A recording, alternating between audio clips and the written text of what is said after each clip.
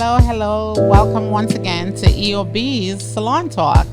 Tonight's guest is Mr. Garfield. Excuse me, Coach Garfield. Can you please introduce yourself to the viewers? Tell them a little bit about yourself. Well, basketball coach, been coaching for over 25 years. Came out of Jamaica. Um, you know, played college basketball. After that, I tried to play professional. That didn't work, so I decided to jump into coaching.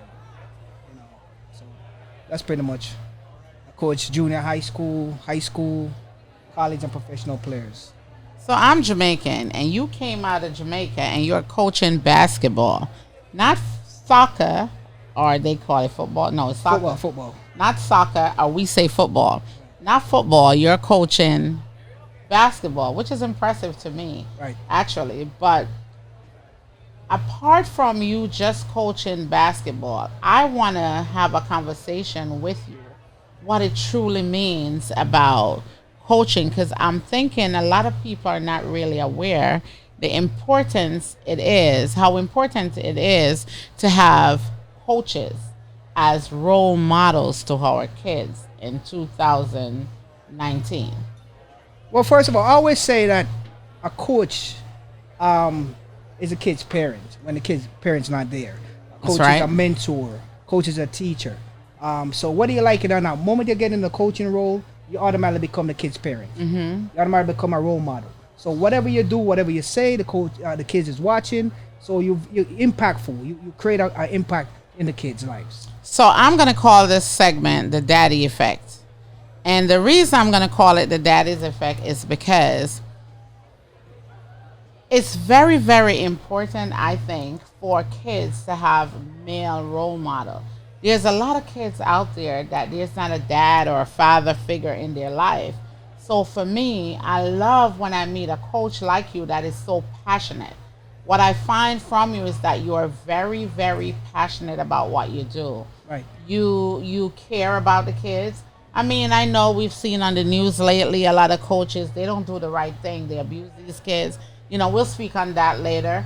But for me, to see a person like you that is so passionate, you care about the kids. You're like, if mommy's not here, you're going to make sure these kids Right. are good. Let's speak on that a little bit.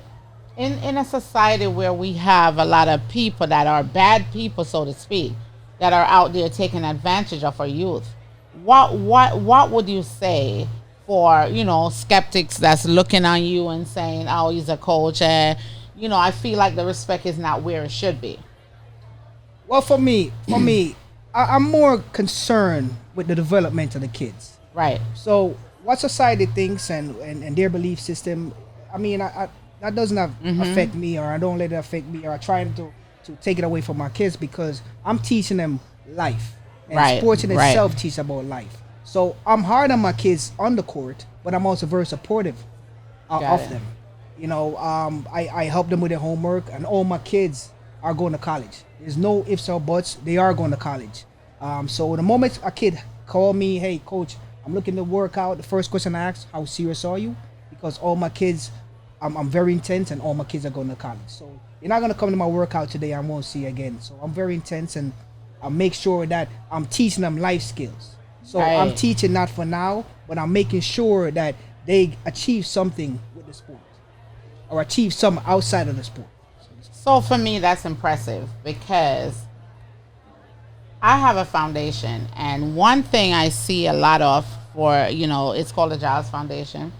One thing I deal with the homeless and the foster care kids. A lot of times we're dealing with issues. And what I find is that there's not a lot of male that are willing to step up and say, you know Right. what?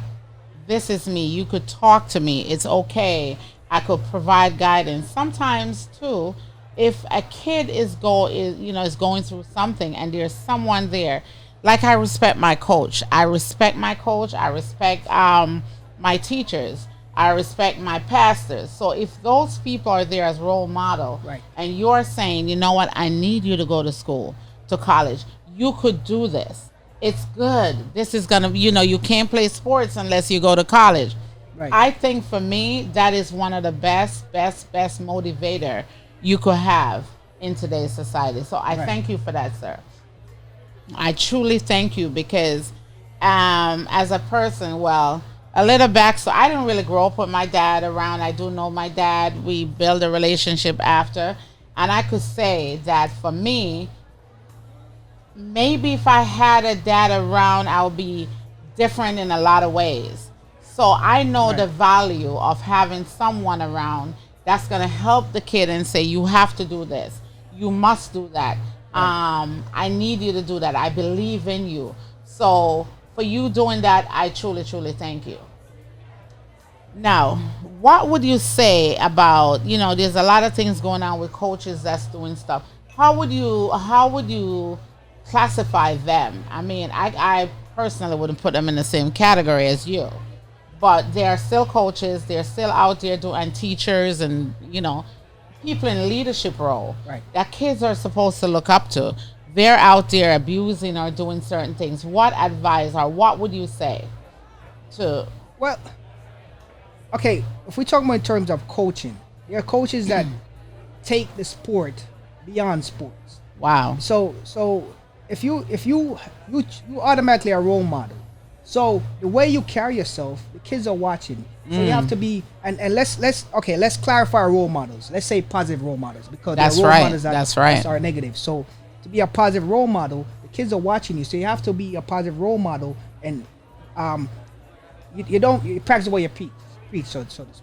You have to practice what you preach. So if you're telling a kid to be on time, you have to be on time yourself. If you tell a kid to be disciplined, you have to be disciplined yourself. So you teaching the kid something here, and in your own personal life, you're doing opposite from what you're teaching these kids, and they are watching.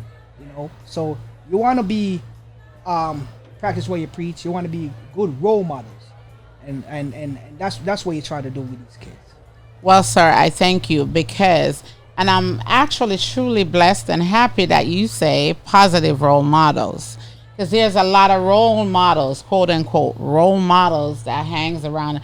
I'm a role model, but it's not positive. Right.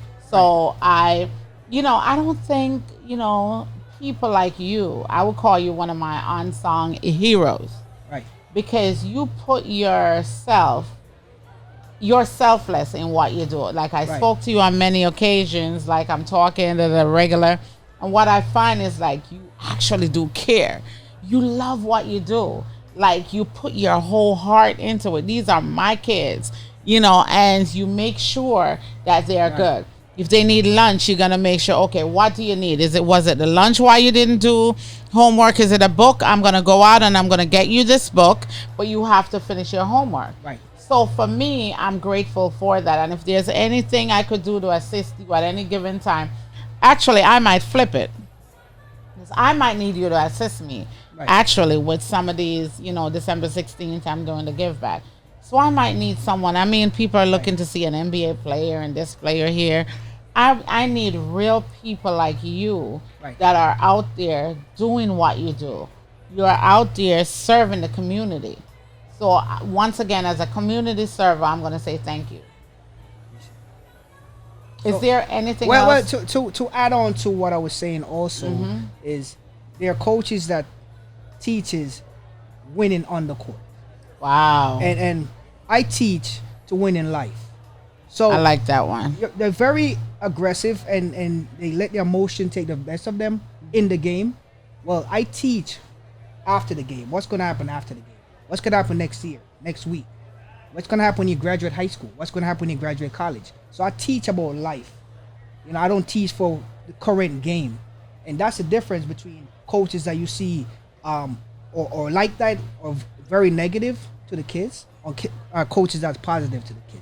Wow. So I don't teach for now. I teach for futuristic stuff. So I teach about success and winning a game is not necessarily successful to me. A kid that started out, with a D average, and by the time they finish, they have an A average, or a kid that have no chance of going to college, or even graduate high school and go to college. So these are success to me, and that's winning to me. So I would kind of classify you as a life coach. So you're actually training, and that's missing in today's society. I feel like it's missing because there's not a lot of people out there where we're so quick it's so easy for us to say, oh, this kid is this kid is bad, this kid is this. But we're not taking the time to spend some time with these kids and showing them the right way. Right. What you're saying is that, listen, I'm not just coaching them to play basketball, I'm coaching them to live life. Because this is a real life. It's a real life Right. situation. After the basketball, then what? We see now in the news, you have a lot of basketball player or football player or whatever it is going through stuff. Right. What I see is that they're thrown, and you could correct me if I'm wrong at any point, Right. because I'm not, but they are thrown in situation where they get millions of dollars right out of high school. Right.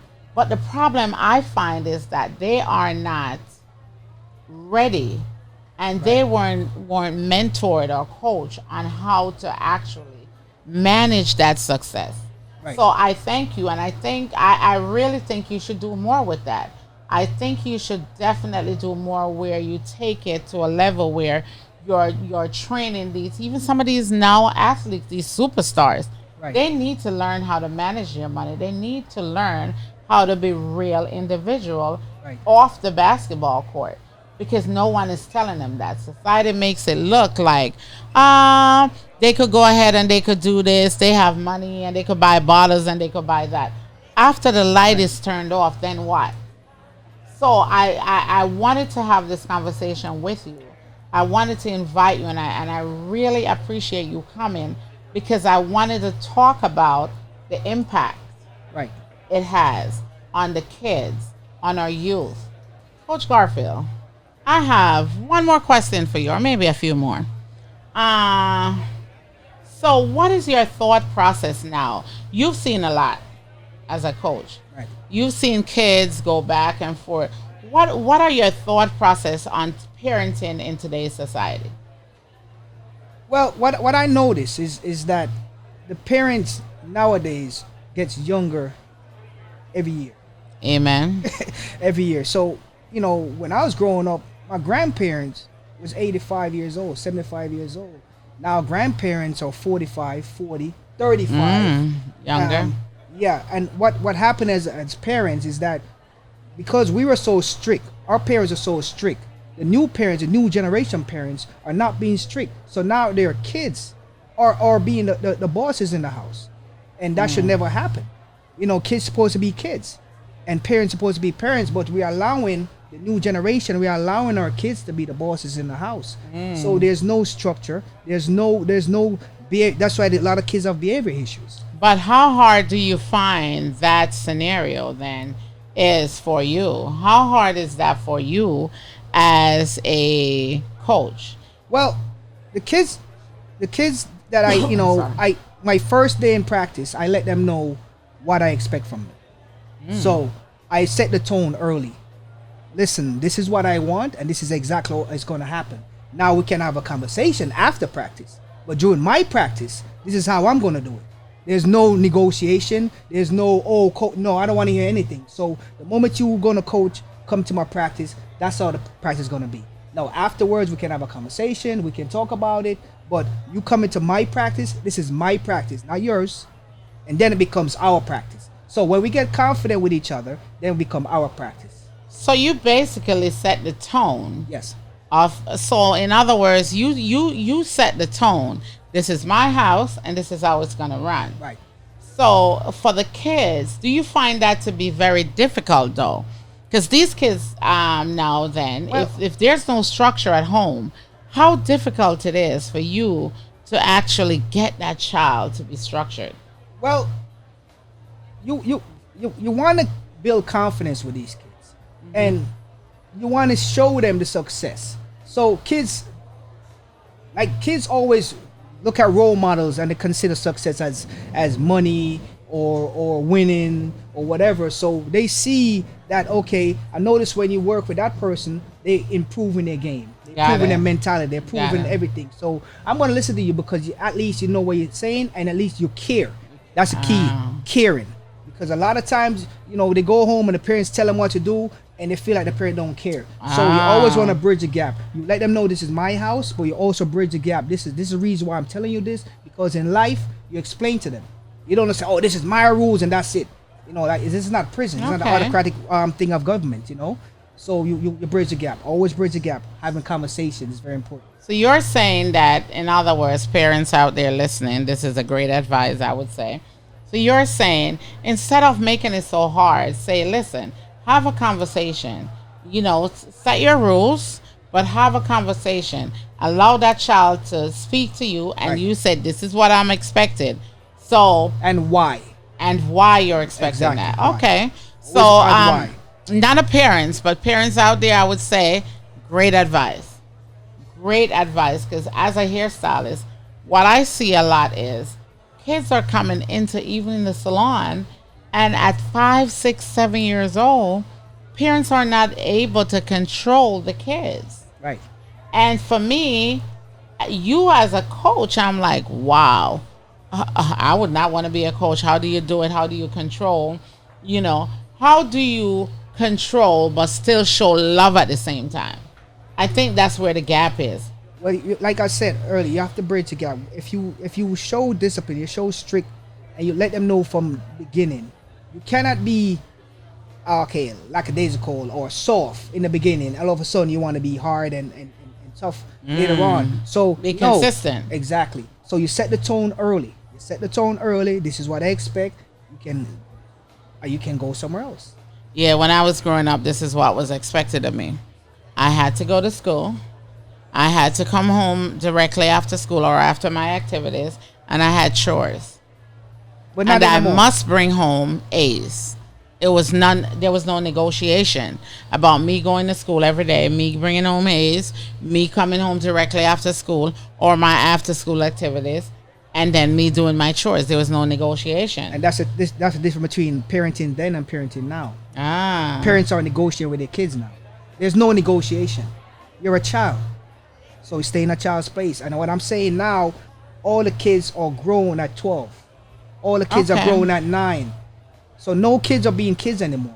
So moment you reach 8, 9, you're considered an adult according to these kids. And I'm saying we allow that as parents to do that. We allow them to be adults at 10. We not allow our kids to be kids. But sometimes, now let me play devil's advocate, right?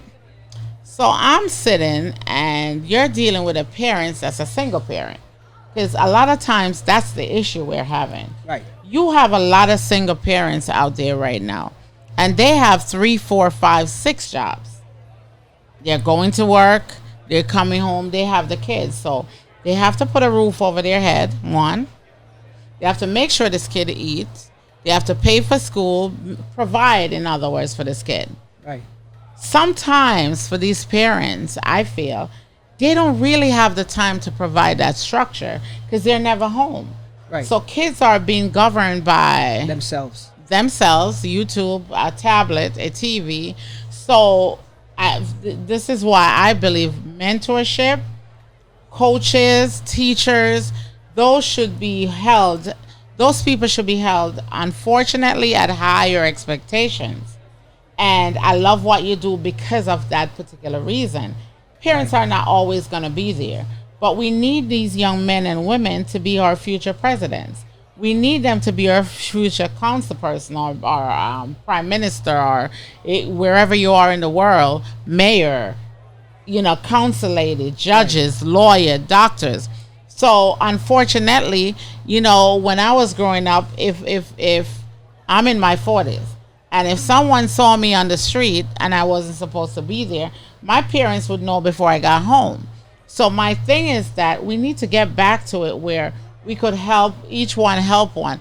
If you know of a person out there that has kids, offer sometimes, let me go to a coaching session or do something fun for them. Right. So for me, we could go on and on and on and on and on about parenting. And I am sure I'm going to get a lot of emails and text messages regarding this parenting issues. Right. But what I feel is that it's many levels to it. Right. It's many layers to it. And we could peel back one layer, there's going to be something else there. Parents are being parents young, yes. But does it mean because I'm younger, I don't know how to manage and control. So we could dive into different layers of it. No, it's not okay. It's not as far as age. What I'm saying is, because our parents are so strict on us, we don't want to have that same strict with our kids. So we let our kids roll over us, and that's what I'm saying. Not about age, but about, okay, let me try to change the parenting, because our parents are really strict on us. We have to be home and we have to walk straight, and you know what I mean. So the new parents, the new generation parents, okay, we're not gonna be like our parents. We're gonna do things differently. So that means allow our kids to walk over us. Now, to address that point about the parents that works a lot, Right. you work a lot, so you have to put roof over the head and Right. feed. But what I'm saying is, you have to set a time to spend with your kid. Sure. You have to set. I don't care if you have 100 jobs. You have to spend some time with your kid. And if it means before you go to work in the morning, if you leave at 5, Breakfast. wake your kid up. Maybe start doing breakfast together. Wake your kid up before you leave and have These a are conversation. great advice. You talk to your kid, or one day take off from work and go to your kid's game. Go to your kid's school, pick them up from school, do something. You don't want to let the street raise your kids, because not everybody's a part of role model. So you allow these coaches, or coaches like, coaches, you don't know if you're good or bad coach, to raise your kids.